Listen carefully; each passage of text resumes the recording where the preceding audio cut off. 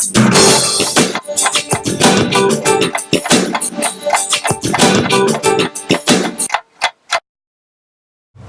to Minutes by Minutes. I'm Elgin Nichols. And I'm Dave Kenny. And we're here to talk about what goes on in the village, the township. You know, those government entities, those people that make laws and regulations that affect you out there. That's right, Elgin. And whether you live in the village of Oxford, the village of Leonard, Oxford Township, or Addison Township, these are the people that you elected, and the committees and the commissions that make decisions that directly affect you, whether you chose to go to that important meeting or not. And that's why we're here. Partially. We're also here to spread rumors. And humors. Right? Could do that. And also there's humor embedded in each of these meetings. You just have to look a little bit and it kind of comes to the top, doesn't it? Yeah.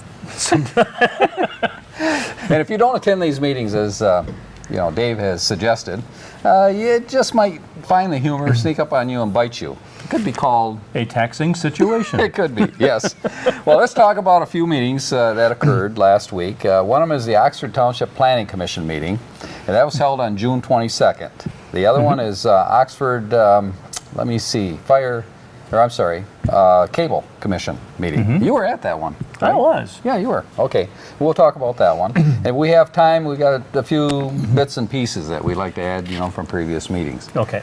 All right, shall we proceed? Proceed. Tally-ho. Okay. Load one. We're going to talk about right. Oxford Township Planning Commission meeting, and Mike Young is the chairperson for this group. Tom Berger serves on that board. Ed Hunwick, Robert Nold, and Kelly Rossner Myers is on that board as well, and Mike Spiz from the county. That's right. He's a county commissioner. Yes. Right? So anyway, first thing, of course, got the preliminaries pretty much taken care of, the Pledge of Allegiance, and then they read the minutes for June 8th. And there's some question. Tom Berger said that there's a number of changes that have to be made, to the minutes for June 8th, and wanted to suggest that they hold off until those adjustments or changes were made until the next meeting, which will be in July. And Kelly Rossner Myers said, whoa, wait a minute. I think we ought to discuss those issues right now and get them on the table. And then we can proceed in whatever direction we want to take with this. Okay. And Tom Berger, being the kind of guy he is, he says, well, okay. He says, I'm willing to listen, and if that's what you want to do, we could go ahead and take that approach. So he said he withdrew his motion, to approve the minutes to be moved to July. Okay, made sense. And the rest of the commission, they agreed with Kelly Rossner that they need to discuss a couple of the issues, and the changes that need to be made, to the minutes. So they proceeded then. Now that we've circled around enough, let's get to them. Yeah, we've circled the wagons. Now we're going to come back. Okay, and so the next thing they did is they approved the agenda, which is part of the procedure, of course. On June 8th minutes, they did have a short discussion on that, as we just talked about. And they talked about a number of things that need to be changed on the minutes, and they'll be approved, I'm sure, in the next meeting. Commissioners' comments? None. No commissioners want to make a statement of any kind. Don't they usually have those at the end? They usually, well, you can have them anywhere. So, I guess. Yeah. And whatever your agenda calls for. And this happens to be, at the beginning of the meeting. I've seen others do the same.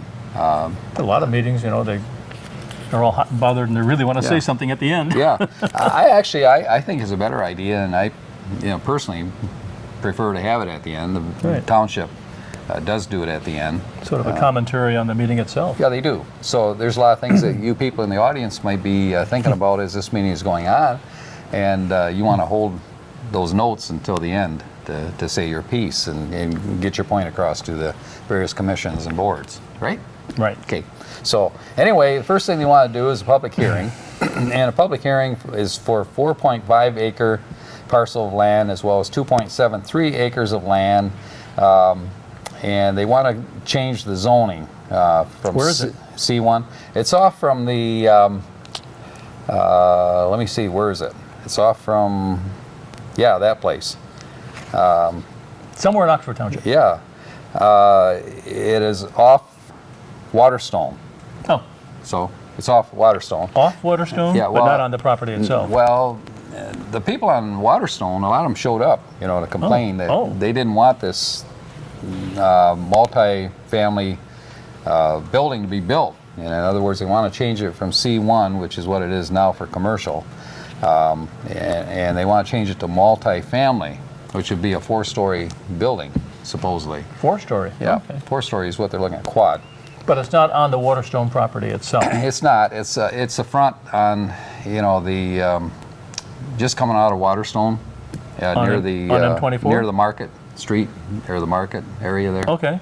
So the choice they have of either make it for commercial, which is what it's zoned for now, and a lot of people are interested in using it for commercial purposes as well, and actually meets most of the criteria for being a multi-family residency in that location, and serves this purpose probably better than a commercial. So this is on the M24 side or the Dunlap side? Yeah, one of those. I see. Okay. I was going to say take a note, but he has a whole stack of yellows over there. They're color-coded. Color-coded, yes they are. So anyway, one of the people that spoke up against it was Marion King, and she's the president of Stony Lake. Did I say Stony Creek? I did, didn't I? Stony Lake. I thought you said Waterstone. Yeah, Waterstone. But she's the president of Stony Lake Association. And she was objectionable against it. She said there's going to increase high traffic, through Stony Lake, by doing this. And she also said that... Through Stony Lake? Yeah, Stony Lake. Yeah. So, people take shortcuts through there right now. Coming off Drainer Road. Not Drainer. Dunlap? Dunlap. Coming off Dunlap. They take shortcuts across there, and then they go over to M24 from there.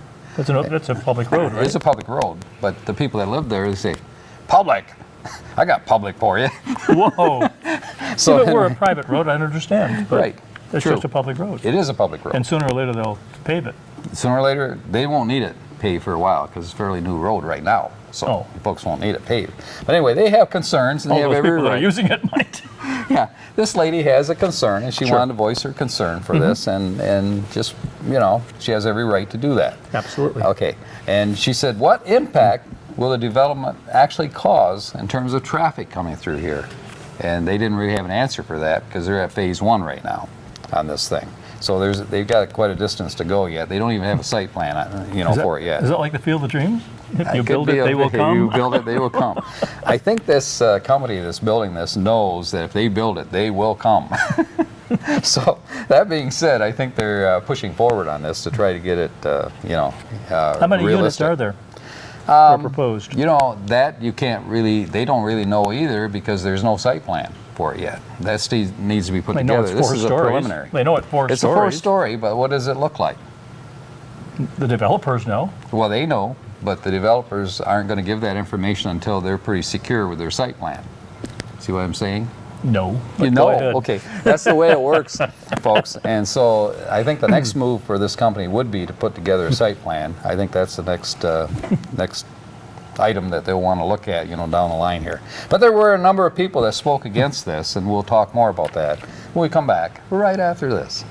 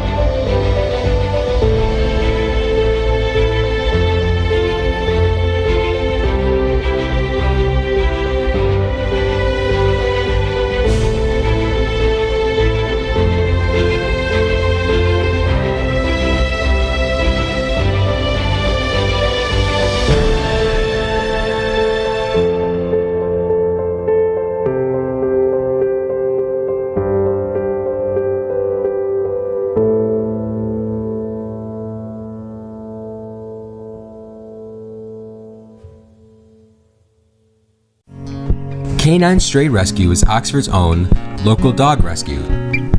Call them at 248-628-0435 or go to their website, dogsaver.org, and click on the Canine Stray Rescue League link.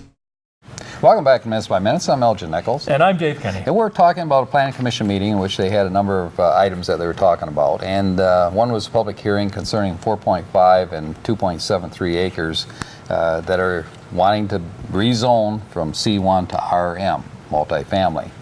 And we were just having a discussion as exactly where it's at. All that information will be available in the next meeting, I believe, in the form of site plan and charts, and provided by the builder. Charts are good. Yeah, charts are good.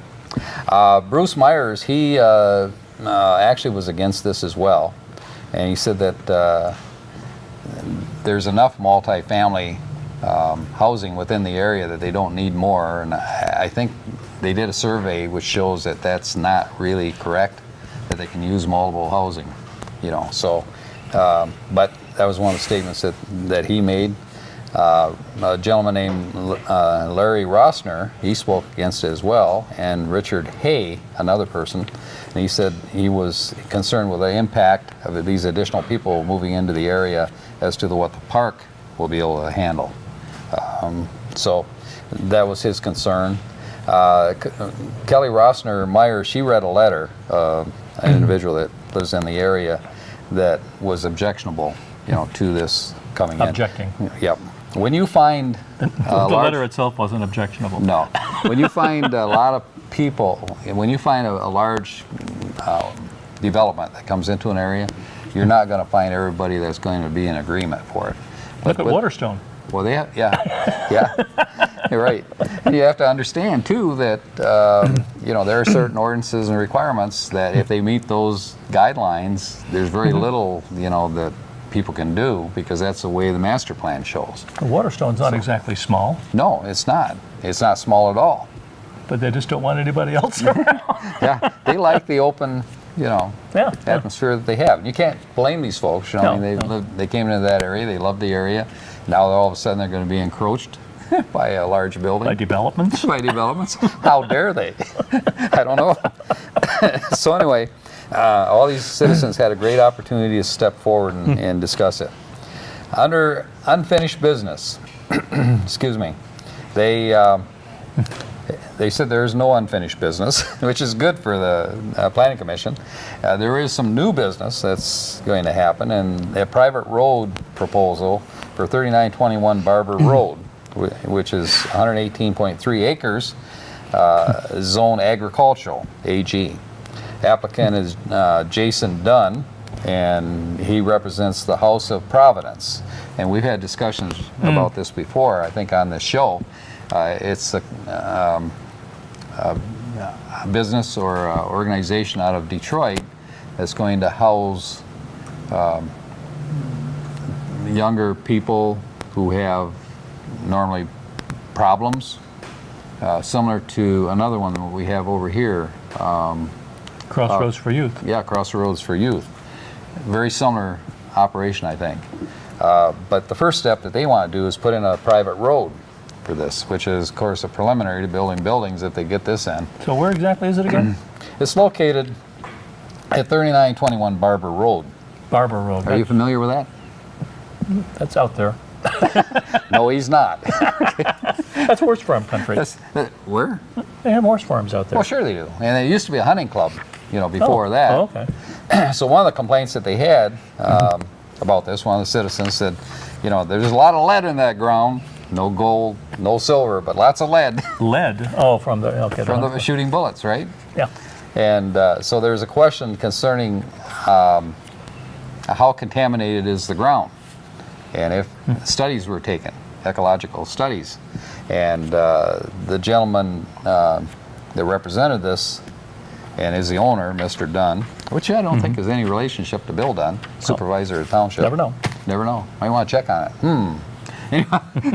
That's a rumor that we could start. Get that family tree out. Yeah, right. Get the family tree.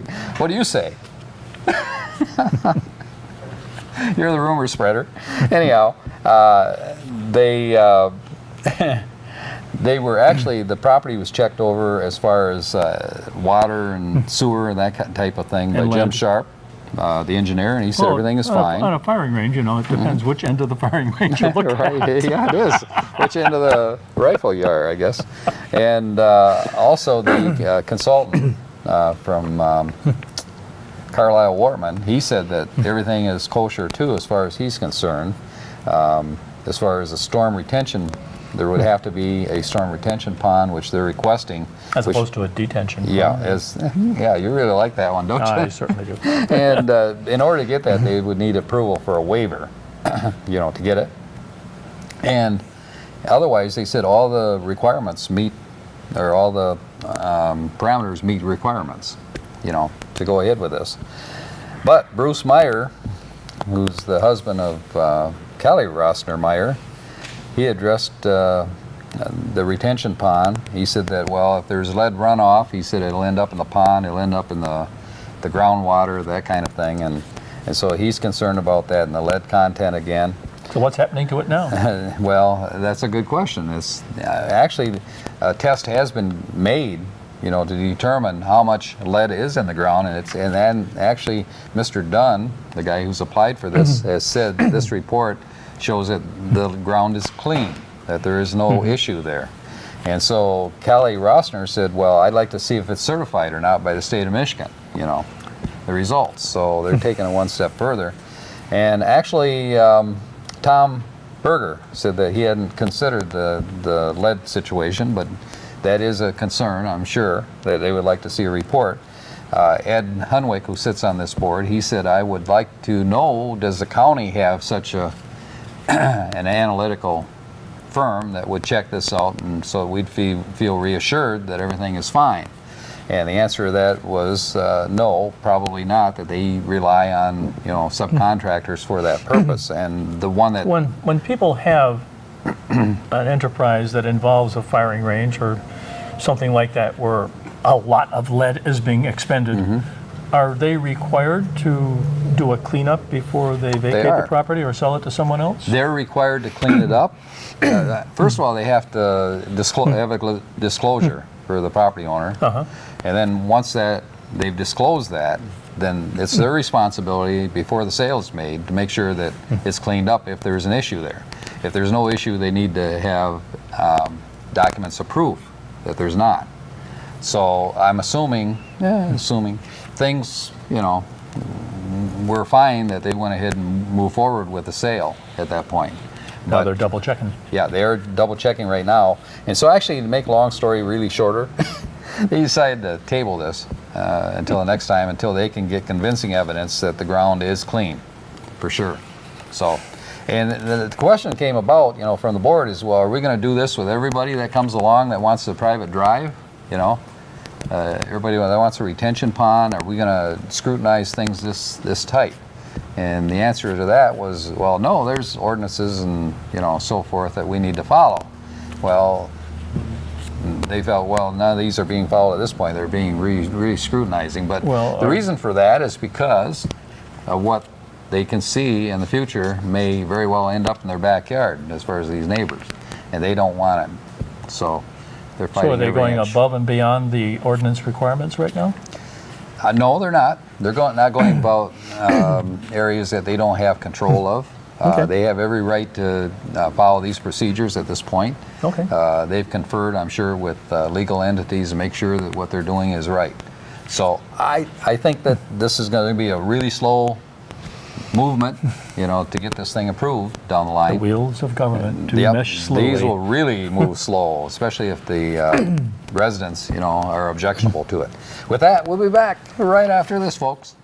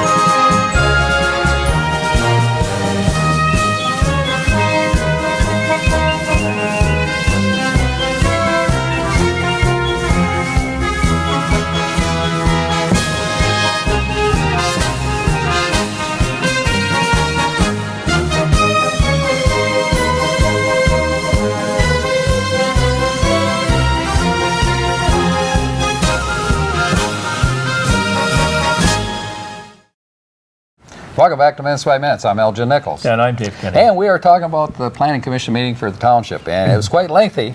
The last item that they did talk about was the final site plan for 925 Lapeer Road for the Legacy Center. It's zone C2, general commercial, and the Legacy Center is owned by Christian Mills, who lives in Lake Orion, right?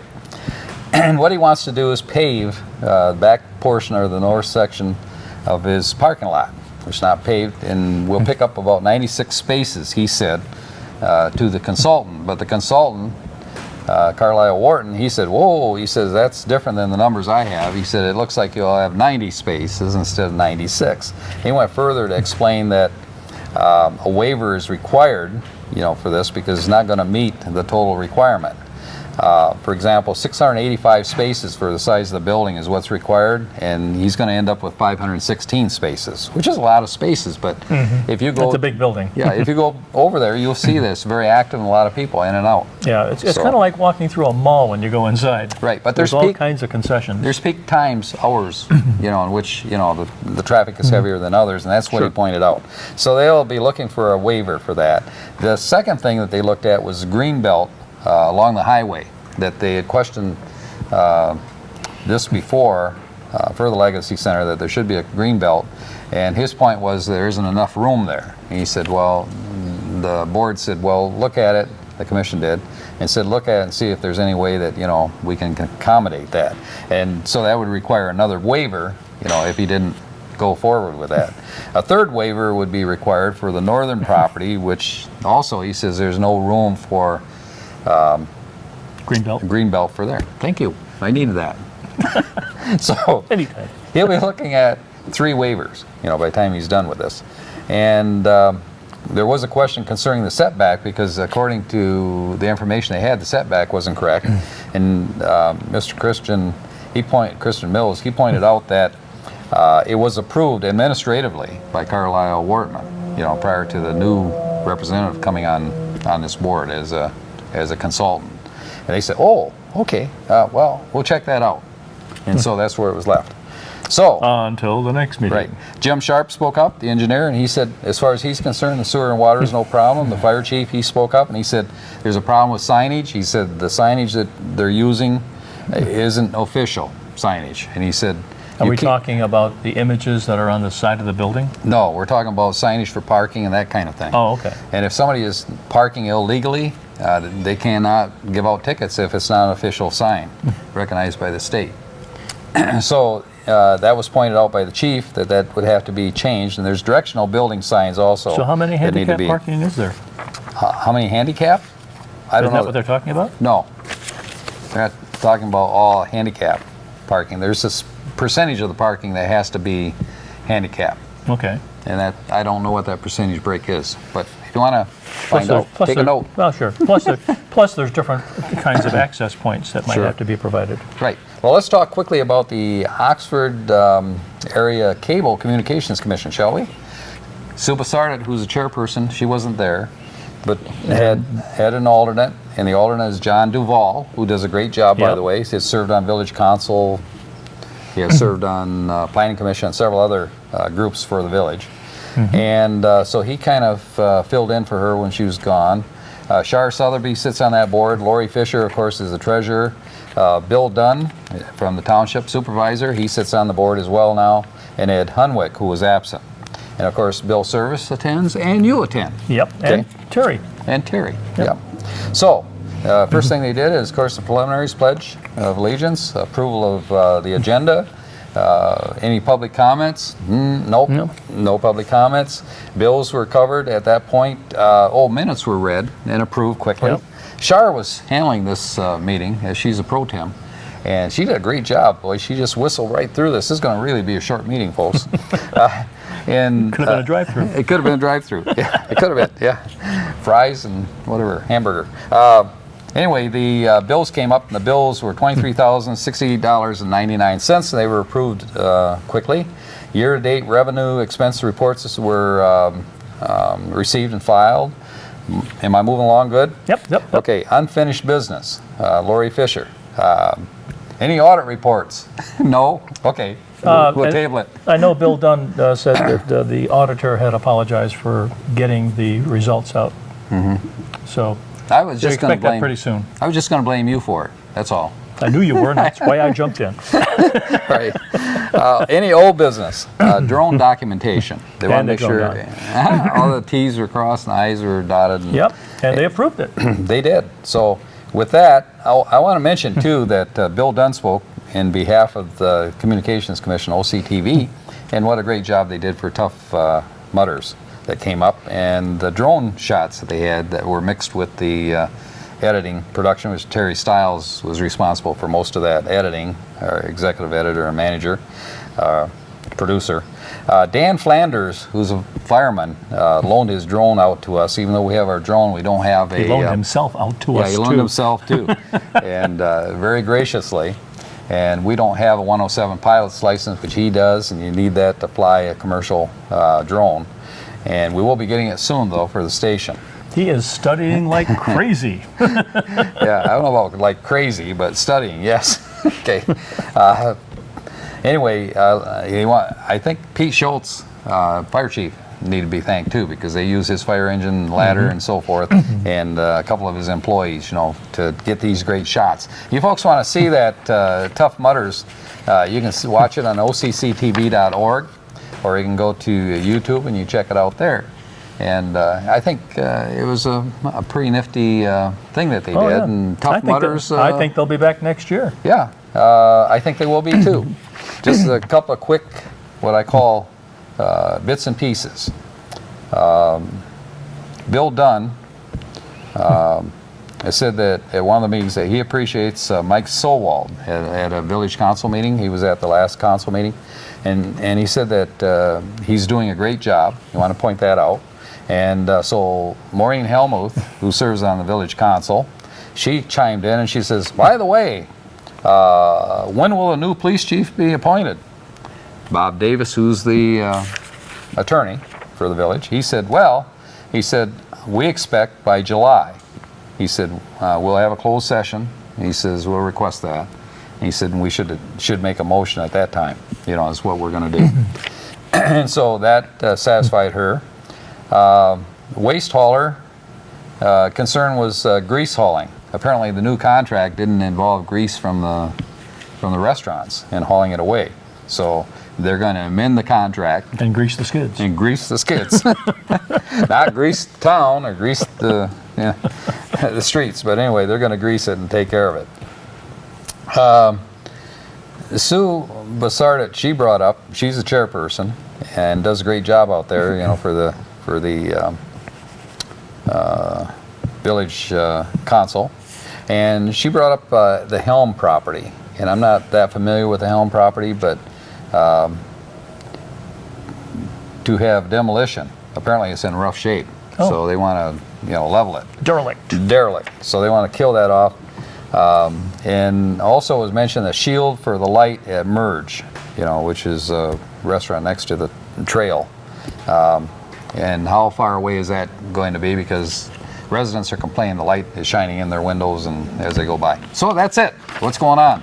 What's coming up? But 7/4, of course, 4th of July. Have a great 4th of July. And on 7/7 and 7/8, Seymour celebration out at Seymour Lake Park. Don't miss it. Be Fireworks both nights. And on 7/10, the Village of Leonard Council will be meeting at 7 o'clock. And at 6:30 on 7/11, the Village of Oxford Council. And that's all that she wrote. That's it. Okay. Well, that's pretty neat. I'm Elgin Nichols. And I'm Dave Kenny. Catch you next time right here on Minutes by Minute. See you then.